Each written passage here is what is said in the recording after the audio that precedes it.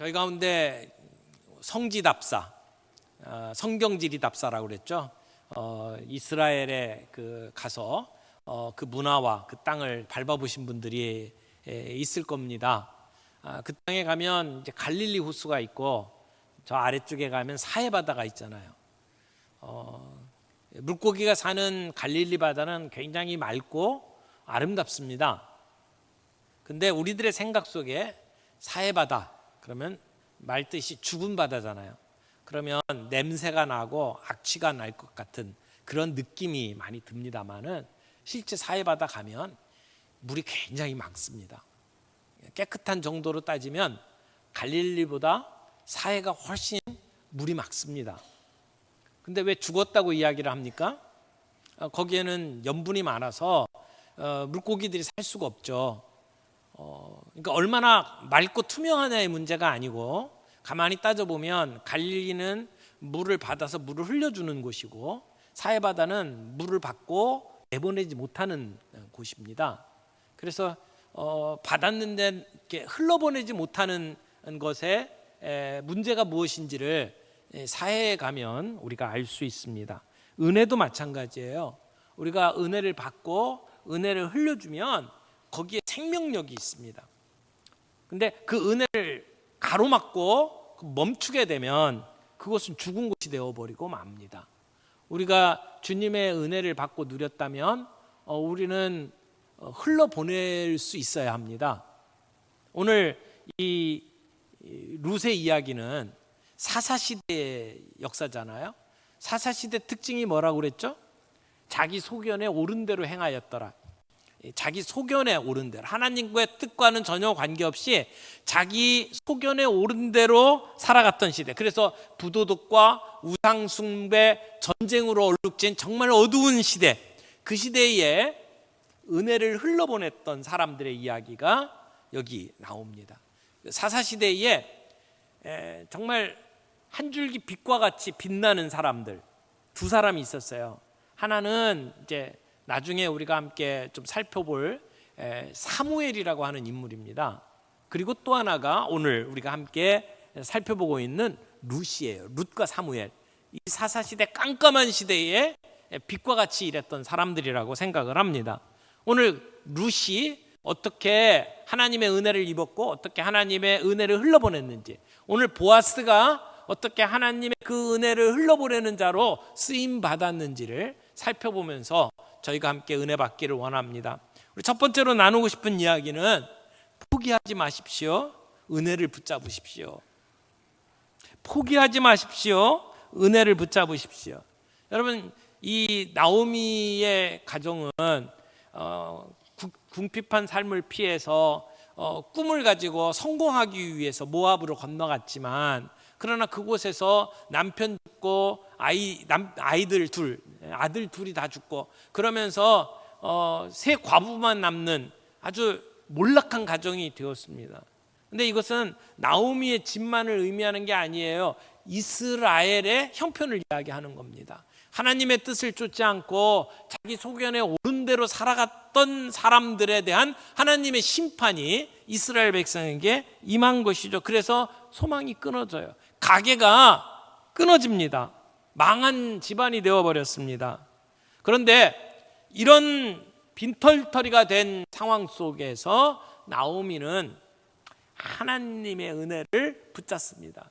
그 망한 상황에서 좌절하고 포기하는 것이 아니라 하나님의 은혜를 붙잡았습니다. 하나님께서 우리를 향하여 갖고 계시는 선하신 계획이 있는 것을 믿고 하나님을 의지한 겁니다. 그래서 모압을 떠나 베들레헴으로 돌아오는 것입니다. 그렇게 소망을 가지고 베들레헴으로 돌아올 수 있었던 것은 나오미의 마음속에 하나님의 선하신 은혜를 기대하는 마음이 있었기 때문이에요. 여러분, 1장 8절 우리가 이미 살펴봤습니다만 나오미가 두 며느리에게 했던 말이 나오죠. 너희는 각기 너희 어머니의 집으로 돌아가라. 너희가 죽은 자들과 나를 선대한 것 같이 여호와께서 너희를 선대하기를 원하며, 여기 선대라는 단어가 헤세드라고 말씀을 드렸죠. 이게 은혜예요. 이 두 자부가 죽은 남편과 남은 시어머니에게 은혜를 베푼 것처럼, 선대한 것처럼 하나님께서 너희를 선대하시길 원하노라 라고 이야기를 하죠. 이 헤세드는 그냥 단순히 은혜가 아니고 하나님과의 언약의 관계 속에서 하나님이 주시는 은혜예요. 그래서 하나님의 언약을 떠올리면서 나오미는 이 단어를 쓴 겁니다. 하나님의 헤세드의 은혜가 너희에게 있기를 바란다. 그래서 나오미는 그 헤세드의 은혜를 붙잡고 그리고 베들레헴으로 돌아온 겁니다. 그러므로 우리의 삶 속에 어렵고 힘든 일이 있다 할지라도 거기서 좌절하고 포기하면 안 됩니다. 하나님의 선하신 은혜를 바라보며 우리가 나아가야 한다는 것입니다. 우리가 늘 찬송할 때 하나님의 선하심을 찬송하잖아요. 하나님의 신실하심을 노래하잖아요. 선하신 하나님, 신실하신 하나님, 그분의 내 인생을 향하여 계획을 갖고 계시고 지금 내 눈에는 보이지 않지만 하나님께서 우리를 뒤에서 섭리하고 계시고 인도하심을 믿는다면 우리는 절대 포기하지 않습니다. 다시 일어납니다. 그리고 하나님의 은혜를 붙잡습니다. 하나님이 우리를 포기하지 않습니다. 하나님은 우리의 죄악을 아십니다. 하나님은 우리의 연약함을 아십니다. 그럼에도 불구하고 하나님이 포기하지 않습니다. 그렇다면 우리도 포기해서는 안 된다는 것입니다. 나오미는 정말 좌절, 절망으로 가득 찬 그 순간에 하나님의 은혜를 붙잡았습니다. 사실 우리가 하나님의 은혜를 체험하는 자리가 절망의 자리, 고난의 자리가 아닙니까?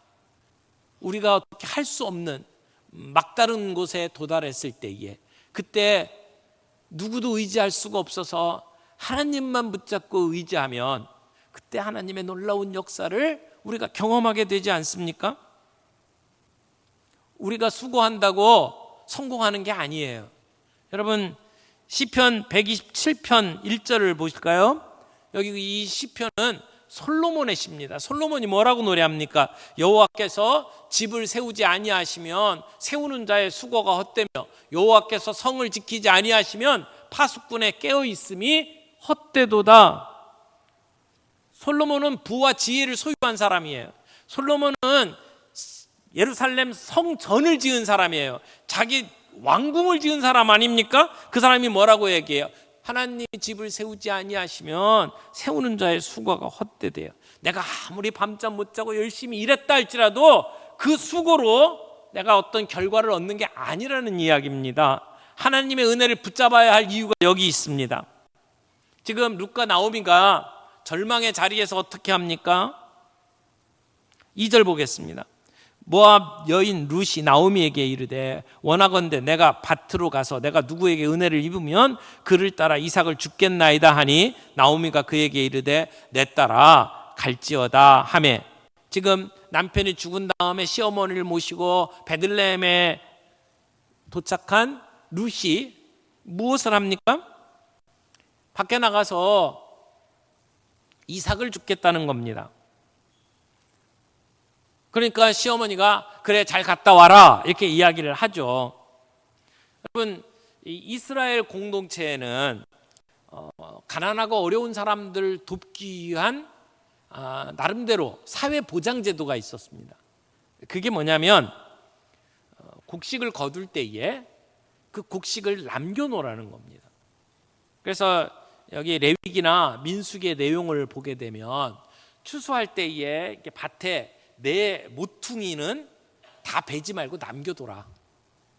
그렇게 이야기를 하고 그리고 이렇게 그 베어 가지고 곡식 단을 모으잖아요. 근데 어떻게 하면 이 다 모으지를 못하고 밑으로 빠지는 게 있어요. 그러면 밑에 단이 빠졌다고 그거 다시 줍지 말아라. 그냥 냅둬라. 그리고 단을 이렇게 묶어놓고 나중에 다 싣고 와야 되는데 만약 깜빡 잊고 이 곡식 단을 두고 왔다면 그거 찾으러 다시 가지 말아라. 그냥 거기다 둬라. 왜? 가난한 고아, 과부들이 먹고 살 수 있도록 그렇게 두라는 겁니다. 그래서 가난한 사람들의 자존심도 지켜가면서 그들을 도울 수 있는 방법으로 이렇게 곡식을 거둘 때에 이삭을 남겨두라고 이야기를 하는 거예요. 근데 그렇게 하라고 하는 말씀을 하시면서 하나님이 왜 이렇게 해야 되는지를 설명을 하는데, 너희가 노예 아니었냐, 너희가 애굽에서 종살이 하지 않았느냐, 그때를 기억하면서 가난한 사람들을 기억하라는 거예요. 가난한 사람들, 그들의 가난에 눈 감아서는 안 된다. 그래서 일종의 사회보장 제도로 이렇게 가난한 사람들, 과부들을 위해서 그 사랑을 베풀라고 가르쳤어요. 그런데 이스라엘 역사를 보게 되면 이 말씀대로 이스라엘 백성들이 제대로 시행을 안 해요. 그래서 하나님께 선지자들을 통해서 엄청난 꾸중을 듣죠. 이스라엘 백성들은 11조를 해야 됐어요. 그게 이스라엘 백성들에게는 법적인 의무였어요. 왜냐하면 모든 지파들에게는 땅을 줬지만 레위 지파에게는 땅을 안 줬어요. 그래서 레위 지파는 성전에서 일을 하고 그리고 제사를 돕는 일을 해야만 했거든요. 그런데 그렇게 11조를 모아서 레위인들, 제사장들을 먹여 살리도록 되어 있었는데 이스라엘 백성들이 11조를 제대로 안 했어요. 그러니까 레위인들, 제사장들 먹고 살기가 힘들잖아요. 그런 일들이 계속 반복이 되었어요. 평상시에 하는 11조가 있었고 3년에 한 번씩 하는 11조가 또 있었어요. 그러니까 11조 외에 또 다른 11조를 3년에 한 번씩 했는데, 그 3년에 한 번 하는 11조는 가난한 사람들, 고아, 과부, 그리고 다른 데서 온 객들을 먹여 살리는 데 사용하도록 했어요. 이런 제도들이 있었습니다마는 이스라엘 백성들이 그 제도를 제대로 따르지 않고 순종하지 않았어요. 오늘 어려운 사람들 돕도록 했던 모습이 지금 여기 베들레헴 공동체 안에서 이루어지는 것을 보게 됩니다. 그래서 그걸 따라서 룻이 이삭을 줍기 위해서 추수하는 밭에 가는 거죠. 보통은 추수가 다 끝난 다음에 가서 이렇게 줍는 것이 일반적인데, 지금 룻이 그 베들레헴에 도착한 때가 언제라고 그랬죠? 보리를 수확할 때쯤 갔어요. 수확할 즈음에 갔죠. 사실 어려운 사람들이 제일 힘든 때가 언제냐면 추수를 시작할 때예요. 우리나라에도 보릿고개라는 말이 있잖아요. 이 보릿고개가 언제예요? 이제 보리를 추수할 때쯤 됐을 때는 먹고 살 게 없는 거예요. 다 써서. 그때는 춘궁기라고 그러죠. 굉장히 힘든 때예요. 지금 간 때가 그때입니다. 그러니까 지금 먹고 살기 위해서는 나가서 이삭을 줍지 않으면 안 되는 상황이었던 거죠. 그래서 룻은 나갑니다. 하나님의 은혜를 구하면서 이삭을 주우러 나갑니다. 여러분, 그런 척박하고 힘든 상황에서 룻은 포기하지 않았어요. 하나님의 은혜를 구하면서 누군가 나를 받아주고 누군가 나에게 헤세드의 은혜를 베풀어 줄 사람이 있다는 것을 믿고 그리고 밭으로 나간 거예요. 가서 이삭을 줄 때 막 꾸짖고 더 이상 이렇게 대들지 말라고 금지할 수도 있잖아요. 그런데 누군가가 나를 받아주고 선대할 것을 바라보며 지금 룻은 이삭을 주우러 나갑니다. 하나님의 은혜를 붙잡는 사람은 포기하지 않습니다. 자기에게 주어진 일에 최선을 다합니다. 내가 노력해서 되는 일이 아니지만, 그러나 내가 최선을 다할 때 하나님은 나로 하여금 하나님이 준비한 사람을 만나게 하실 겁니다. 그걸 믿고 룻은 이삭을 줍기 위해서 나갑니다. 우리 두 번째 생각해 볼 것은 우연이 아니라는 겁니다. 하나님의 섭리라는 겁니다. 지금 나오미가 룻을 만났고 지금 룻이 오늘은 보아스를 만납니다. 그런데 이 만남이 우연이 아닙니다. 하나님이 마련해 놓으신 계획 속에 일어난 만남이라는 것입니다. 우리의 삶에는 우연을 가장한 필연이 있습니다. 지금 이 상황에서 룻은 보아스가 누군지 몰라요. 보아스의 존재를 알지 못합니다. 그러나 하나님은 룻을 위해서 보아스를 준비해 놓으셨어요. 지금은 우연히 만나는 것처럼 보여요. 그러나 시간이 지난 다음에 보면 이것이 하나님의 섭리라는 것을 알게 되는 거죠. 여러분 1절 말씀 보겠습니다. 1절 나오미의 남편 엘리멜렉의 친족으로 유력한 자가 있으니 그의 이름은 보아스더라. 여러분 소설을 쓴다고 생각을 해보세요. 그러면 처음부터 이런 사람이 있다고 드러내지 않습니다. 기대감이 떨어지잖아요. 그래서 이야기가 진행되다가 어떤 멋진 사람이 나타났는데 근데 알고 보니까 이 사람이 이렇더라 이렇게 설명을 하게 돼 있는데 오늘 성경은 그렇게 얘기하지 않습니다. 아예 처음부터 먼저 보아스를 소개하고 시작합니다. 굳이 1절이 없어도 이야기가 진행이 돼요. 근데 1절을 굳이 이야기한 게 뭐예요? 롯을 위해서 하나님이 특별히 마련해 놓은 사람이 있다는 것을 지금 성경이 언급하는 거예요. 롯이 알지는 못하지만 하나님은 이미 룻을 위하여 보아스를 준비해 놓으셨다라는 것을 언급하면서 시작을 하는 거죠. 우리도 우리의 인생 가운데 어떤 일들이 우연히 이루어진 것처럼 보입니다.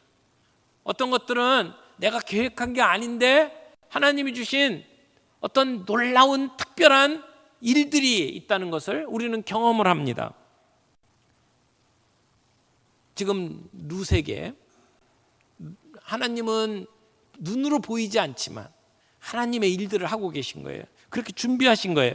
1절 보니까 보아스에 대해서 두 가지 정보가 나와요. 하나는 나오미의 남편 엘리멜렉의 친족이다. 여기 친족이라고 하는 것이 갖고 있는 중요한 의미가 있어요. 한 집안이 망하면 그 집안을 살려줄 책임이 친족들에게 있어요. 지금 이 망한 집안에 책임이 있는 사람이다라고 하는 얘기예요. 근데 그 집안을 살려내려면 그 사람이 힘이 있어야 돼요. 재력이 있어야 되고 그걸 만들어낼 수 있는 파워가 있어야 돼요. 그런데 뭐라고 이야기합니까? 보아스는 유력한 자다라고 소개를 합니다. 재력도 있고 지위도 있어요. 그렇게 만들 수 있는 힘이 있는 사람이다라고 이야기를 하는 거죠. 그래서 하나님이 이렇게 재력도 있고 파워도 가진 보아스를 룻을 위해서 준비하고 있다라고 하는 말로 오늘 본문이 진행이 되는 겁니다. 3절 말씀 보겠습니다. 룻이 가서 베는 자를 따라 밭에서 이삭을 줍는데 그 다음에 다 같이 뭐라고 그랬어요? 우연히 엘리멜렉의 친족 보아스에게 속한 밭에 이르렀더라. 룻은 그 밭이 누구 밭인지 몰랐어요. 근데 가 보니까 보아스의 밭이었다는 것이죠. 우연히. 우리는 어떤 복을 얻게 되고 어떤 큰 특권을 누리게 되면 행운이라고 생각을 합니다. 럭키라고 표현하죠. 야, 행운이네. 그렇게 얘기를 합니다. 근데 하나님이 룻의 발걸음을 인도하신 거예요.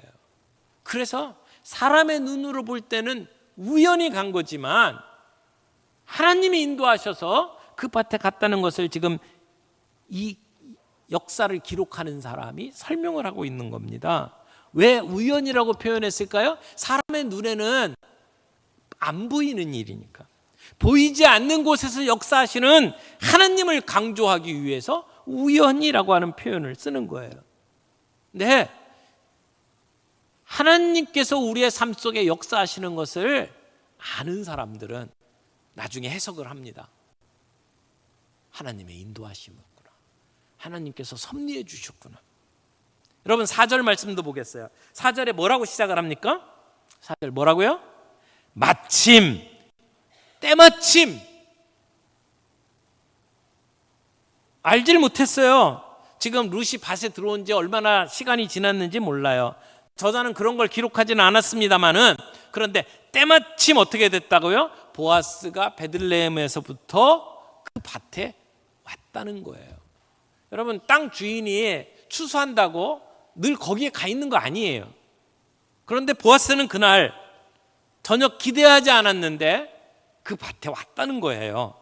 여러분, 보아스가 그 밭에 온 것도 때마침이었지만, 그러나 안 보인 곳에서 역사하시는 하나님의 섭리로 그 자리에 왔다라고 하는 것을 이야기하는 거죠.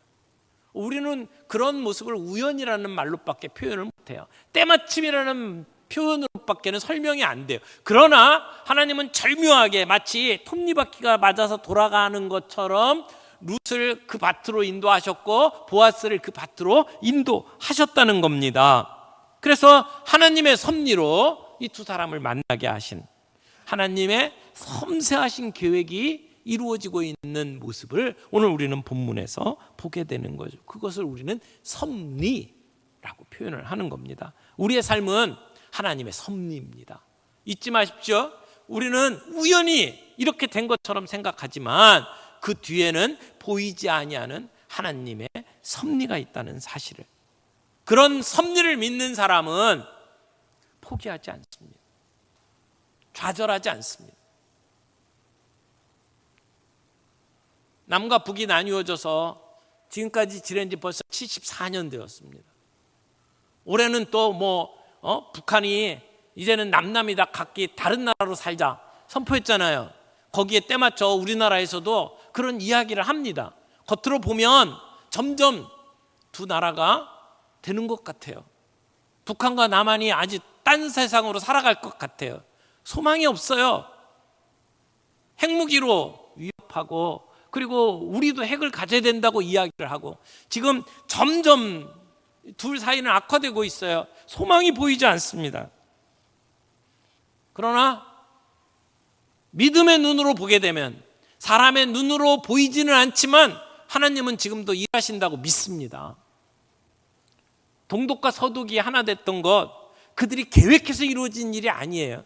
어느 날 갑자기 이루어진 거예요. 저는 남과 북도 하나님께서 그런 섭리로 인도해 주실 거라고 믿습니다.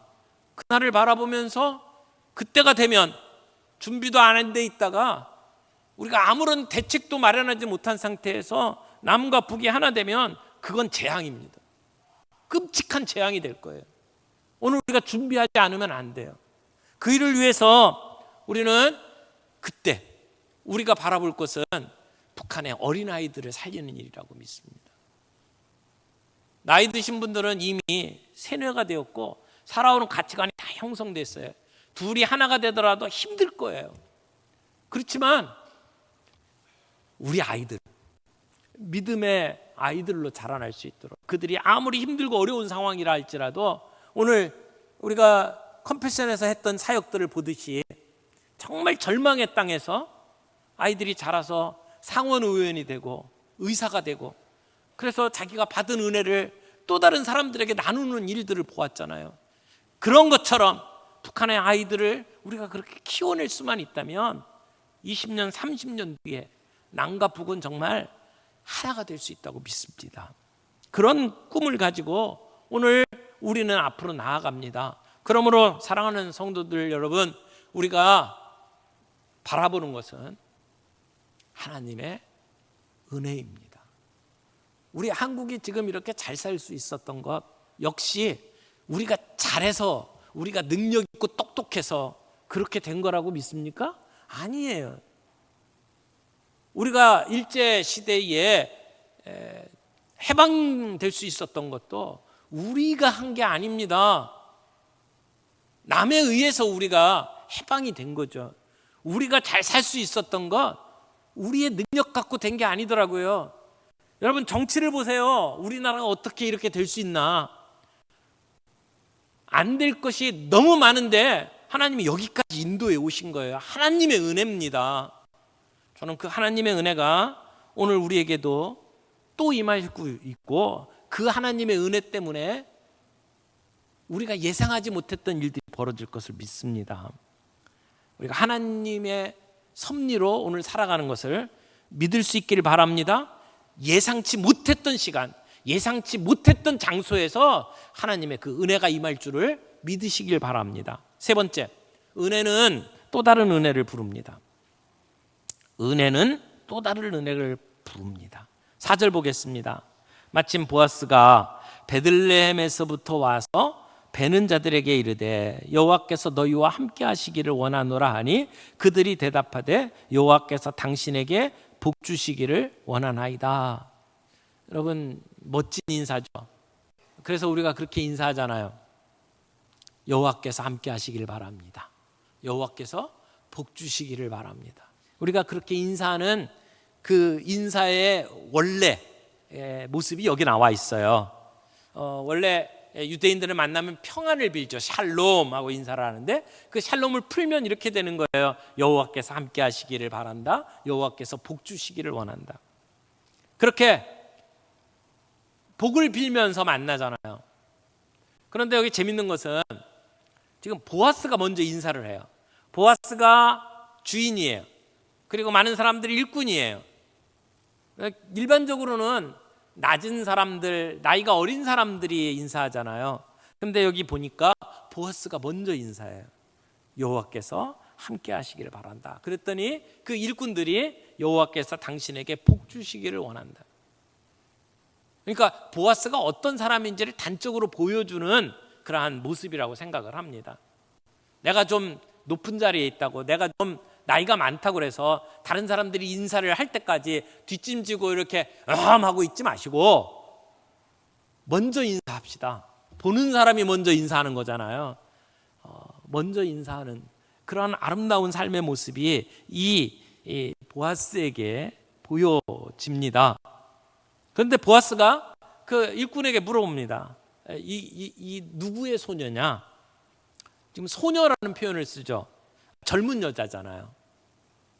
그러니까 보지 못했던 젊은 여자가 와서 이삭을 줍고 있으니까 보아스가 물어봅니다. 그것을 보면 보아스는 좀 나이가 있는 사람이고 지금 룻은 나이가 어린 사람이에요. 나이 차가 굉장히 많이 납니다. 그랬더니 사환이 대답합니다. 6절에 보니까 베는 자를 거느린 사환이 대답하여 이르되 이는 나오미와 함께 모압 지방에서 돌아온 모압 소녀인데 라고 이야기를 해요. 여러분, 룻은 지금 보아스가 누군지 모르지만 보아스는 룻에 대해서 들었을 거예요.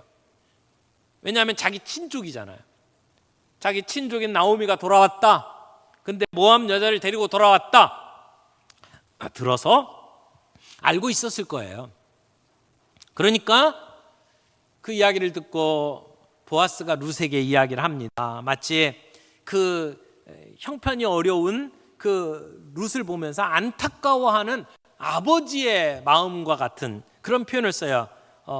여기 보니까 내 딸아라고 표현합니다. 내 딸아. 뭐라 그랬어요? 내 딸아 들으라.